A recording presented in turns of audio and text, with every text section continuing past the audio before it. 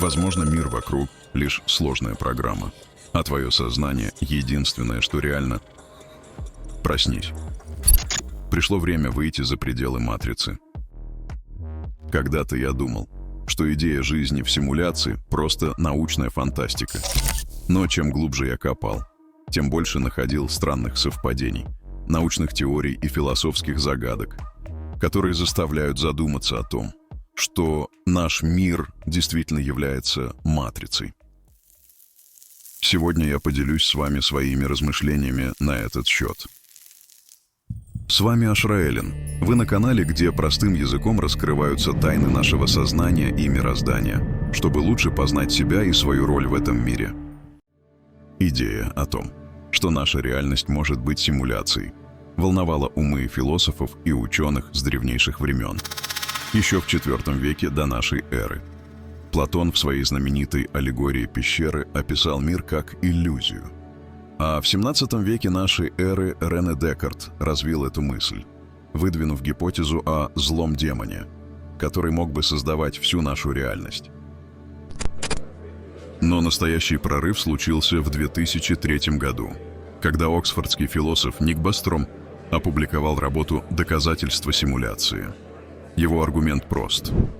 Если цивилизации достигли уровня, где могут создавать гиперреалистичные симуляции, и если они хотят их запускать, то с огромной вероятностью мы уже живем в одной из них. В 1999 году вышел грандиозный фильм братьев Вачовски «Матрица». Он стал первым массовым фильмом-метафорой, заставившим людей задуматься о симуляции того мира, где мы живем. Он не предоставил конкретных фактов, но открыл дверь в зону самопознания. Сцена, где Нео выбирает между красной и синей таблеткой, символизирует вечный выбор человеческого сознания – принять иллюзию комфортной реальности или осознать истинную природу мира. Но самое интересное – это пророчество создателей фильма. Сегодня соцсети и алгоритмы будто предсказывают наши желания, как это делал в фильме «Архитектор». Если матрица – это метафора нашей реальности, то искусственный интеллект сегодня – это как раз тот самый код, который управляет системой. Генеративный искусственный интеллект, ChatGPT, Midjourney, Sora уже умеет создавать гиперреалистичные тексты, изображения и даже видео. Скоро мы не сможем отличить фейк от правды. Соцсети и рекомендательные алгоритмы, например, TikTok, YouTube, Instagram, изучают нас лучше, чем мы сами себя. Они оценивают наши лайки, поисковые запросы, привычки и подсовывают нам именно то, что мы, скорее всего, захотим увидеть. Реклама, рекомендации, даже новости – все это подстраивается под нас, как будто кто-то заранее знает, на что мы клюнем. Ты думал о новом телефоне, и вот он уже в рекламе. Искал билеты в Турцию, и соцсети завалили тебя предложениями отелей. Автоматические системы цензуры, такие как модерация контента или бан за неправильные слова, очень напоминают цифровую версию агентов, поддерживающих порядок в системе. А глубокий анализ данных позволяет предсказывать поведение людей, покупки, политические взгляды, даже преступления. Вероятно, современный искусственный интеллект – это тестовая версия будущего сверхразума. Он развивается так быстро, что рано или поздно он сможет создать свою матрицу – виртуальный мир, неотличимый от реального. Известный американский предприниматель, инженер и миллиардер Илон Маск заявил: вероятность, что мы не в симуляции, 1 на миллиарды. Он уже сделал для себя вывод. Мы, скорее всего, цифровые сознания в чьей-то игре. Понятно, что такой серьезный и образованный человек опирается не на фантазии, а на железную логику, физику и философию. Подобные рассуждения строятся на 3 ключевых пунктах. Первое. Развитие технологий. Ведь мы сами создаем симуляции. Уже сейчас у нас есть виртуальная реальность, нейросети и квантовые вычисления. Если человечество не уничтожит себя, то через 50-100 лет мы сможем создавать гиперреалистичные симуляции с сознательными существами внутри. Если хотя бы одна цивилизация, наша или инопланетная, достигла такого уровня, то зачем бы ей останавливаться на одной симуляции? Их будут миллиарды. Второе. Статистика. Шансов быть в симуляции гораздо больше, чем в реальной Вселенной. Допустим, одна базовая цивилизация создала миллиард симуляций.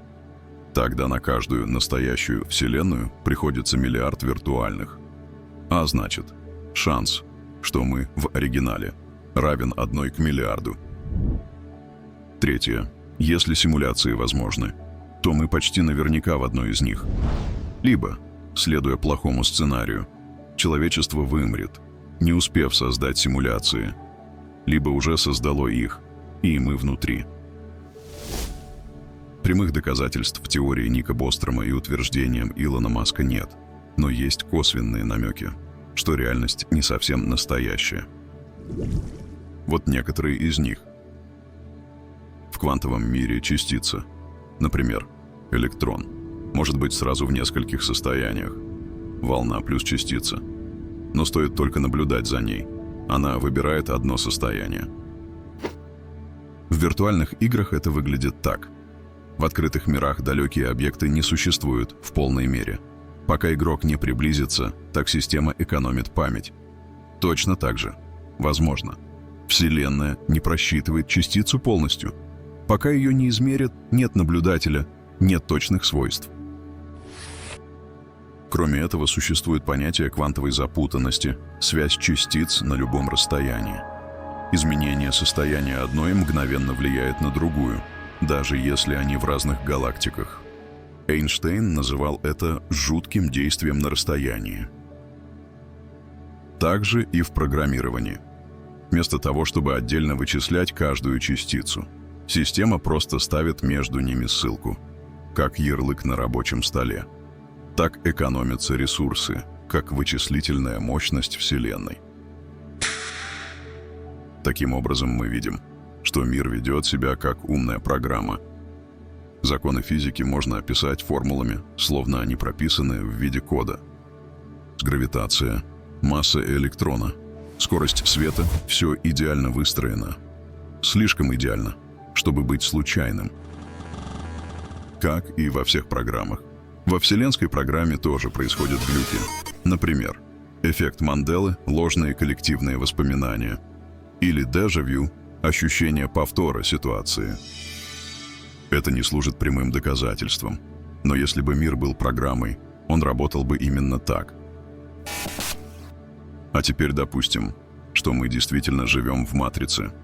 Вполне естественное желание развивающегося сознания выйти за пределы иллюзии. И вот перед нами 3 стратегии выживания и роста в гипотетической матрице. На примере фильма «Матрица». Первое. Путь Нео. Разрушение шаблонов через глубокое самопознание. Практика присутствия или осознанности. Выход за пределы ума, чтобы видеть не формы, а суть. Вторая. Путь Морфеуса. Вера в выбор, в предназначение. Развитие интуитивной мудрости и помощь другим на их пути пробуждения. Третье. Путь Оракула. Осознание правил и тихое их преодоление изнутри. Это путь спокойной силы, ироничной мудрости и любви к несовершенному как к части целого. Как бы ты ни назвал это, духовный путь, эволюция сознания, выход за границы матрицы – это все части одного и того же процесса. Возвращение к истинному «Я». Пока ты не сомневаешься, ты спишь. Как только начинаешь сомневаться, ты пробуждаешься. Пока ты веришь, что ты – это твои мысли, ты – часть программы. Когда пробуждаешься, приходит ясность. Ты – не мысль, не тело, не роль. Ты – чистое восприятие. Ты – свидетель реальности. И это нельзя симулировать. Разумеется, не все согласны с гипотезой симуляции. Кто-то указывает на невозможность смоделировать целую Вселенную, кто-то на отсутствие эмпирических подтверждений, а кто-то на парадокс Создателя. Если есть симулятор, то кто-то должен был симулировать его. Эти аргументы справедливы. Но духовный путь не требует логического завершения. Он требует внутреннего взросления. Может быть, мы никогда не узнаем, симуляция это или нет, но мы можем узнать, кто мы есть, независимо от природы внешнего мира. Ибо осознанность — это не метод, а выход. Это за гранью любой модели и любой матрицы. Технологии развиваются.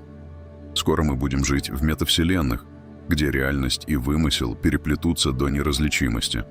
И потому главный выбор лежит не в коде, а в сознании. Путь самопознания не начинается с ответа. Он начинается с мужества не отворачиваться от вопроса. Но именно с него начинается твой выход из матриц. В следующем видео я раскрою самый прямой путь к самопознанию – осознанность через внутренний диалог и практику уединения. Вы узнаете, как тишина и искренний диалог с собой раскрывают ваши истинные желания, страхи и цели. До встречи в следующих выпусках. И пусть живая осознанность сопровождает вас на каждом шагу, друзья мои.